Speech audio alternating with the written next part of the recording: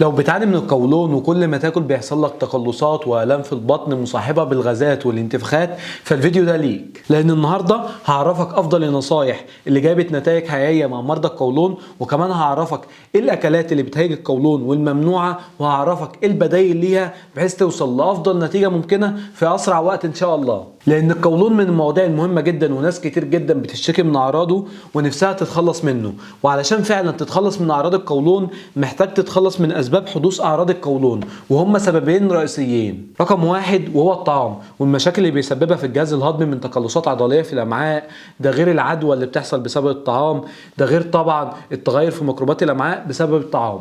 رقم 2 وهو التوتر والمشاكل اللي بيسببها في الجهاز العصبي، واللي بدورها بتؤدي الى خلل في بكتيريا الامعاء ووظائف القولون، فبتؤدي الى ما يعرف بالقولون العصبي. ففيديو النهارده هنتكلم عن الطعام، وهنتكلم عن كل الاكلات الممنوعه والبدائل الصحيه اللي تريح معاك القولون، بحيث تقدر تعمل افضل نظام غذائي يريح معاك القولون نهائيا ان شاء الله. وهنعمل فيديو كمان يوم الخميس الجاي ان شاء الله هيكون عن التوتر، هنتكلم عن افضل النصائح وافضل الخطوات اللي تغيرها في نمط حياتك وتساعدك تتخلص من التوتر نهائيا ومن القولون العصبي كمان ان شاء الله. واول حاجه لازم نبدا بيها في النظام الغذائي وهي لو فود ماب دايت، وده نظام غذائي مخصص لمرضى القولون. فكرته الاساسيه مبنيه على اننا نقلل انواع معينه من السكريات اللي بتكون صعبه الامتصاص والهضم للقولون، ونبدلها ببدايل تكون سهله الامتصاص والهضم للقولون، فهتريح معاك القولون بشكل كبير. النظام اللي هقوله ده هتمشي عليه من اسبوعين ل6 اسابيع فقط، تمام زي ما هو كده. وبعد كده بتبدا تدخل الاكلات الممنوعه دي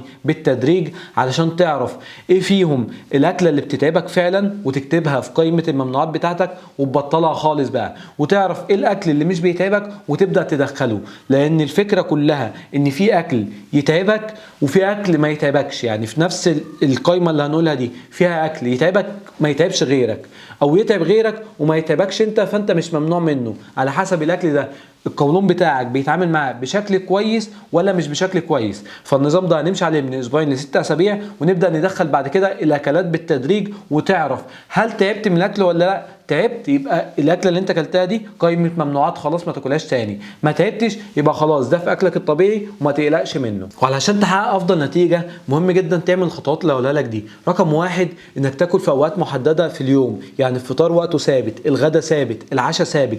ثبت اوقات محدده وما تاكلش كميات كبيره في وجبه واحده. قسم اكلك على مدار اليوم، وانك تمضغ الاكل جيدا هيفرق معاك بشكل كبير جدا، وانك ما تاكلش وانت واقف وعلى استعجال، تمام. ويا سلام بقى لو هتمشي على الصيام المتقطع. الصيام المتقطع عظيم جدا، هيقلل معاك الالتهابات، هيقوي معاك المناعه، هيحسن معاك الهضم بتاعك، وغير طبعا ان هو هيقضي على البكتيريا الضاره، وخاصه السالمونيلا اللي مش هتقدر تعيش لفترات طويله بدون اكل. واسهل حاجه عشان تطبق الصيام المتقطع انك مثلا هتفطر الساعه 12 الظهر، تتغدى الساعه 4، هتتعشى الساعه 8، وبعد كده مش هتاكل اي حاجه. لو عايز تفاصيل اكتر عن الصيام المتقطع بالتفصيل هتلاقي فيديو هحطه لك تحت في الديسكريبشن في كل التفاصيل الصيام المتقطع. هات ورقه وقلم بقى وابدا اكتب معايا اللي انا هقوله ده.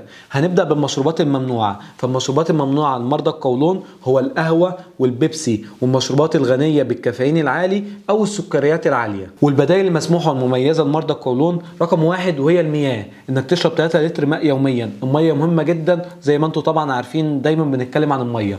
رقم 2 البابونج كويس جدا، القرفه كويسه جدا، خل التفاح والزنجبيل كويسين جدا، بس لو عندك قرحه في المعده او التهابات في المعده ما تاخدش خل التفاح.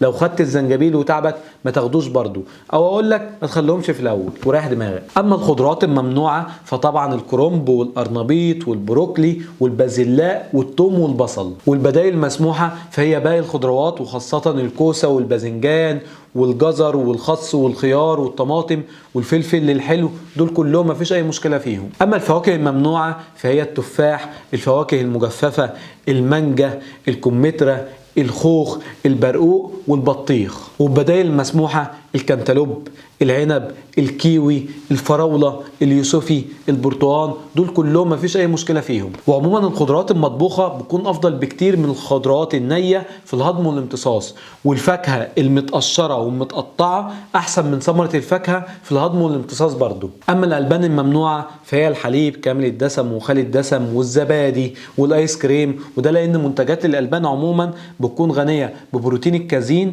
وسكر اللاكتوز، ودول ودول بيكونوا صعب الامتصاص عند اغلب الناس. لكن طبعا في بدائل مسموحه زي الحليب اللي خالي من اللاكتوز، هيكون كويس جدا معاك. حليب اللوز كويس جدا معاك برضو. اما مصادر البروتين الممنوعه فهي البقوليات عموما واللحوم المصنعه، تمام. وباقي البروتين مفيش اي مشكله فيه، لكن طبعا مش هتحط عليه توم والبصل، احنا منعنا التوم والبصل في التوابل. وطبعا الاكل المقلي والزيوت الصناعيه والسمن الصناعي من اهم الحاجات اللي لازم تبطلها. وبدائل المسموحه زيت الزيتون، السمن البلدي، الزبد البلدي. وطبعا الافضل من ده كله انك تطبخ على البخار، تطبخ في الاير فراير، تاكل مسلوق، تاكل مشوي، مش لازم المقليات يعني. اما الخبز والحبوب الممنوعه فهو الخبز المصنوع من القمح والشعير والجودر. الخبز الابيض عموما حاول تبدله بالخبز الاسمر او خبز الشوفان، هيفرق معاك وهيكون افضل بشكل كبير جدا من الخبز الابيض. اما البذور الممنوعه فهو الكاجو والفستق. والبدائل المسموحه زي الجوز، المكاديميا، الفول السوداني، باقي البذور ما فيش مشكله فيها يعني. طيب انت بقى عارف ان اكله من الاكلات اللي احنا قلناها ممنوعه دي كويسه جدا معاك وما بتتعبكش وما فيش اي مشكله فيها، فخلاص كلها، احنا ما عندناش مشكله. فكره النظام والهدف بتاعه انه يعرفك ايه الاكلات اللي هتتعبك انت وتبدا تمنعها، تمام. عشان كده بنقول بنمشي عليه من اسبوعين ل6 اسابيع، ونبدا ندخل الاكلات دي بالتدريج علشان نقدر نوصل لافضل نظام يريح معاك القولون. ومهم جدا تعرف ان لو حصل لك نقص مفاجئ في الوزن او الاسهال ليلا او نزيف في المستقيم او القيء مجهول السبب، فدي مش اعراض القولون، دي اعراض مرض تاني. فانت كده لازم تروح تكشف عند طبيب متخصص يبدا يعمل لك فحوصات، يعرف ايه المشكله اللي عندك عشان تبدا تعالجها، لان دي كده مش اعراض قولون. بس وبكده يكون فيديو النهارده خلص. ما تنساش تعمل لايك وشير للفيديو عشان يوصل لاكبر عدد من الناس ونفيد اكبر عدد من الناس. وطبعا تقدر تشترك في القناه عن طريق انك تضغط على صورتي هنا بحيث يوصل لك كل جديد اول ما ننزله ان شاء الله. نشوفكم الجزء الثاني يوم الخميس الجاي ان شاء الله الساعه 6 على خير. السلام عليكم.